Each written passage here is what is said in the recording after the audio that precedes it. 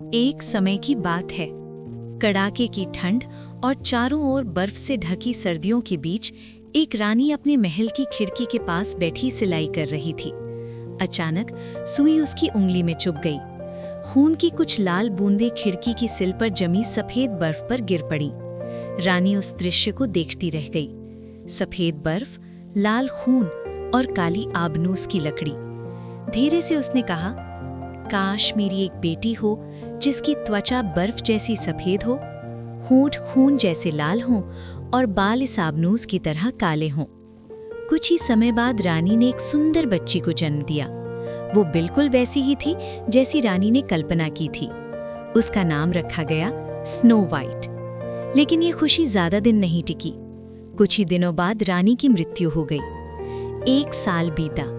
राजा ने दूसरी शादी कर ली। नई रानी बेहद सुंदर थी, लेकिन उसका दिल घमंड और ईर्ष्या से भरा हुआ था। उसे ये बिल्कुल पसंद नहीं था कि कोई उससे ज्यादा सुंदर हो। उसके पास एक जादुई आईना था। हर दिन वो पूछती, आईने, आईने दीवार पर, इस दुनिया में सबसे सुंदर कौन है? आईना जवाब देता, आप ही हैं मेरी रानी। और रानी मुस्कुरा देती। लेकिन एक दिन जब स्नो वाइट 7 साल की हुई, उसकी सुंदरता रानी से भी ज्यादा निखर गई। उस दिन आईने ने कहा, आप सुंदर हैं रानी, लेकिन स्नो वाइट आपसे भी अधिक सुंदर है। रानी का चेहरा गुस्से से लाल हो गया। ईर्ष्या ने उसके दिल में जहर घोल दिया। उसने शिकारी को बुलाया और हुक्म दिया, स्नो वाइट को जंगल में ले जाओ, उसे मार डालो और उसका दिल सबूत के तौर पर ले आओ। शिकारी स्नो वाइट को जंगल में ले गया। जब उसने चाकू उठाया, स्नो वाइट रो पड़ी, कृपया मुझे मत मारो, मुझे जाने दो, मैं कभी वापस नहीं आऊंगी। उसका मासूम चेहरा देखकर शिकारी का दिल पिघल गया। वो उसे मार नहीं सका। भाग जाओ बच्ची और कभी वापस मत आना। रानी को धोखा देने के लिए उसने एक जंगली सुअर का दिल महल में दे दिया। रानी ने सोचा स्नो वाइट मर चुकी है। उधर स्नो वाइट अकेली जंगल में भटक रही थी। अंधेरा, डर और अनजान रास्ते। आखिरकार उसे एक छोटा सा घर दिखा। घर के अंदर 7 प्लेटें, 7 प्याले और 7 छोटे बिस्तर थे।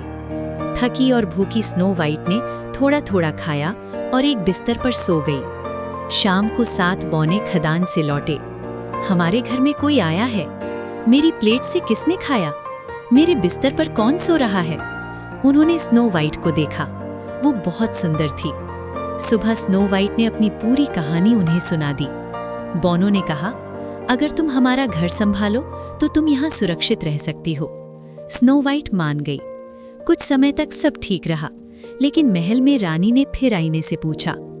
आईना बोला, 7 बौनों के घर में रहने वाली स्नो वाइट अब भी आपसे ज्यादा सुंदर है। रानी आग बबूला हो गई।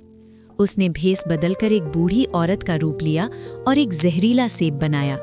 जब बौने काम पर गए, वो स्नो वाइट के पास पहुंची। प्यारी बच्ची, एक सेब ले लो।